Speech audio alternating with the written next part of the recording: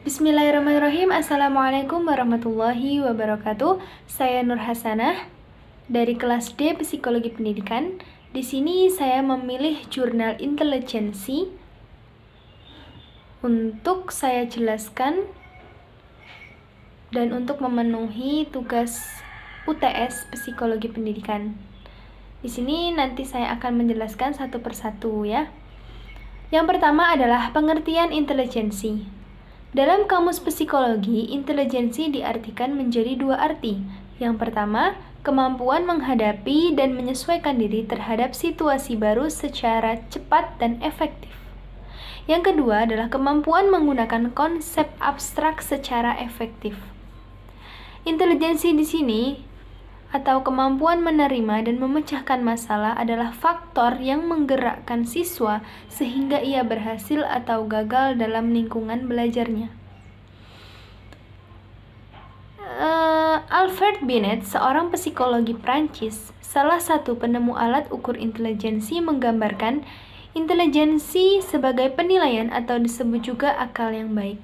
Berpikir praktis, inisiatif, kemampuan untuk menyesuaikan diri sendiri pada keadaan, serta kritik pada diri sendiri. Nana Chaudhry mengkategorikan intelijensi atau kecerdasan intelektual ke dalam beberapa tingkat. Di sini, ya, di sini, ini adalah kategorinya, sudah saya tulis. Nah, di sini yang mendapatkan IQ di bawah 70 itu adalah tergolong faktor-faktor yang terbelakang. Biasanya, anak yang memiliki IQ di bawah 70 biasanya sekolah di sekolah luar biasa. Jadi, pembelajaran itu harus ekstra. Lalu, ada faktor-faktor yang mempengaruhi intelijensi, yaitu yang pertama, pembawaan. Pembawaan di sini ya pembawaan dari lahir. Yang kedua, kemasakan, yaitu saat munculnya sesuatu daya jiwa yang kemudian berkembang. Lalu yang ketiga, pembentukan. Nah, faktor ini adalah faktor di mana sangat mempengaruhi intelijensi kita pada masa perkembangannya. Yang keempat adalah minat. Nah, minat di sini adalah motor penggerak dari intelijensi kita. Pengertian minat sendiri adalah kecenderungan hati yang tinggi terhadap sesuatu, gairah atau keinginan. Di sini, minat di sini juga merupakan suatu pemusatan perhatian yang tidak disengaja, yang terlahir dengan penuh kemauannya dan yang tergantung dari bakat dan lingkungan. Minat di sini adalah sebagai salah satu faktor penentu dalam keberhasilan pendidikan. Dan dengan adanya minat di sini dalam diri seseorang dapat menjadi suatu dorongan untuk mencapai cita-citanya. Lalu di sini adalah putusan pemilihan jurusan di SMA. Definisi keputusan yang dikaitkan dengan proses adalah keputusan adalah keadaan akhir dari suatu proses yang lebih dinamis. Atau berdasarkan teori, dapat disimpulkan bahwa keputusan di sini adalah sebuah kesimpulan akhir yang ditetapkan setelah melakukan pertimbangan dan pemikiran. Biasanya, keputusan pemilihan jurusan ini akan dilakukan ketika kalian naik kelas 2 SMA. Di situ. Dulu, pembagian jurusan itu ada 3, yaitu pertama IPA, IPS, Bahasa, dan Budaya. Lalu, diubah ketika zaman sekarang hanya ada 2, IPA dan IPS. Penjurusan ini sebaiknya disesuaikan dengan minat dan kemampuan siswa. Tujuannya apa? Agar pelajaran yang diberikan siswa bisa lebih terarah. Sebelumnya, guru BP atau BK melakukan psikotes sehingga potensi siswa secara psikologis lebih dapat tergali dan penjurusan yang akan dilakukan tidak salah arah. Metodologi penelitian. Metode yang digunakan dalam penelitian ini bersifat kuantitatif dan menggunakan metode survei.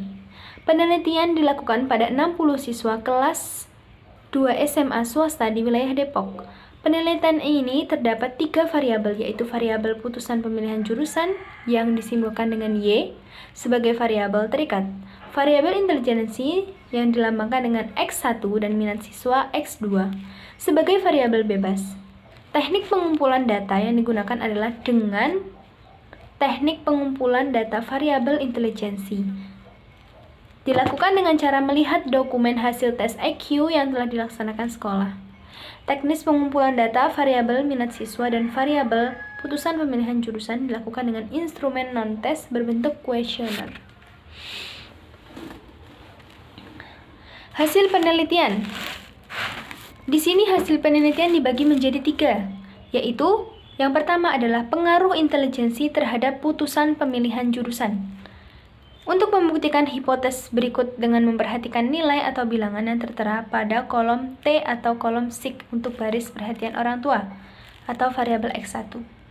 Menurut ketentuan yang ada, kriteria signifikansi regresi tersebut adalah jika T hitung lebih besar dari T tabel, maka HO ditolak. Atau jika SIG kurang dari 0,05, maka HO ditolak. Yang berarti bahwa terdapat pengaruh yang signifan antara variabel X1 terhadap variabel terikat Y. Ya, jadi di sini pengaruh intelijensi kita tadi terhadap putusan pemilihan jurusan itu sangat-sangat signifikan. Lalu yang kedua, pengaruh minat terhadap putusan pemilihan jurusan. Minat siswa dilambangkan dengan variabel X2, variabel bebas X2 terhadap variabel terikat Y. Di sini juga sama. Pengaruh yang signifikan variabel X2 terhadap variabel terikat Y, atau bisa disebut dengan minat siswa itu pengaruhnya signifikan terhadap putusan pemilihan jurusan sangatlah besar. Yang ketiga adalah pengaruh intelijensi dan minat terhadap putusan pemilihan jurusan. Dari deskripsi data setelah dilakukan analisis korelasi, terlihat bahwa koefisien korelasi ganda pengaruh variabel bebas, intelijensi atau X1, dan minat siswa X2 secara bersamaan terhadap keputusan pemilihan jurusan. Koefisiensi determinasinya sebesar 28,7% menunjukkan bahwa besarnya kontribusi minat siswa dan intelijensi sebesar 28,7%, sisanya 71,3% karena pengaruh faktor lain. Untuk pengujian hipotesis melalui analisis regresi diperoleh bersamaan garis regresi yang mempresentasikan pengaruh variabel X1 dan X2 terhadap variabel Y. Pengujian signifikansi garis regresi dengan memperhatikan hasil perhitungan yang ada. Hasil pengujian korelasi maupun regresi bisa disimpulkan bahwa terdapat pengaruh yang signifikan variabel X1 dan X2 secara bersamaan terhadap variabel Y. Kesimpulannya, dari penelitian tersebut bertujuan untuk mengetahui pengaruh intelijensi dan minat siswa terhadap putusan pemilihan jurusan pada siswa kelas 2 SMA swasta Kota Depok. Diperoleh kesimpulan bahwa faktor intelijensi dan minat siswa memiliki pengaruh terhadap putusan pemilihan jurusan. Pengambilan putusan pemilihan jurusan lebih baik jika mempertimbangkan kemampuan intelijensi agar proses belajar lancar dan prestasi yang diharapkan bisa tercapai. Jadi ketika kalian yang sekolah SMA ingin memilih jurusan, maka harus disesuaikan dengan intelijensi dan minat siswa tersebut. Menurut saya, alangkah baiknya di sekolah itu bisa diterapkan oleh guru BP atau guru BK untuk mengetes psikotes dan tes IQ-nya. Sekian dari saya. Apabila ada kurang salahnya, saya mohon maaf sebesar-besarnya. Saya di sini juga masih belajar. Wassalamualaikum warahmatullahi wabarakatuh.